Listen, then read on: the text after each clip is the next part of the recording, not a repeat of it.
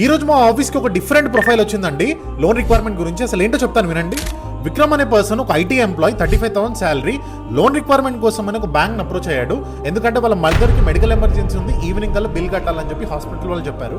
Customer ఇమీడియట్గా ఒక bank approach అయ్యి ఇమీడియట్గా నాకు లోన్ రిక్వైర్మెంట్ ఉందని చెప్పి అప్లికేషన్ పెడితే బ్యాంక్ వాళ్ళు స్లోగా డాక్యుమెంట్స్ అన్ని తీసుకొని మీ ప్రాసెస్ అవుతుంది, 1 అవర్లో అయిపోతుంది, 2 అవర్స్లో అయిపోతుంది అని చెప్పి కాల్లో కస్టమర్ చెప్తూనే ఉన్నారు. ఈలోపు కస్టమర్ ఆఫీస్కి వెళ్ళిపోయాడు. కస్టమర్ ఆఫీస్కి వెళ్ళిపోయిన తర్వాత కంటిన్యూస్గా ఫాలోఅప్ చేస్తూనే ఉన్నాడండి ఈవినింగ్ దాకా వాళ్ళ రిప్రజెంటేటివ్ నుంచి ఎక్కడి నుంచి కూడా రెస్పాన్స్ లేదు. అట్లీస్ట్ రిజెక్ట్ అయ్యింది, మీ లోన్ మా దగ్గర అవ్వదు అని చెప్పి కూడా ఆ బ్యాంక్ వాళ్ళ కస్టమర్కి చెప్పలేదు. సో నెక్స్ట్ డే కస్టమర్ మా ఇన్స్టాగ్రామ్లో రీల్ చూసి కస్టమర్ మాకు కాల్ చేశాడు. అప్లై చేసిన వెంటనే వితిన్ 2 అవర్స్లో అతను 3 lakhs అప్రూవల్ తెప్పించాము ఫినబుల్ అనే బ్యాంక్లో. సో ఇలాంటి ప్రాబ్లం విక్రమే కాదండి, చాలా మంది మనలో ఫేస్ చేస్తుంటారు. అంటే సేమ్ డే అమౌంట్ కావడం, ఎమర్జెన్సీ ఉండడం చాలా మంది ఉంటుంది. మా దగ్గర 15,000 శాలరీ ఉన్న వాళ్ళు అయినా పర్లేదు, సేమ్ డే అదే రోజు మీకు అకౌంట్లో క్రెడిట్ అవుతాయి ఫండ్స్. సో ఇప్పుడే ఈ రీల్ని మీ రిక్వైర్మెంట్ ఉన్న ఫ్రెండ్కి షేర్ చేయండి అండ్ మా జైవెంకటం సొల్యూషన్స్ని ఫాలో చేయండి. ఈ నంబర్ కాంటాక్ట్ అవ్వండి. Thank you.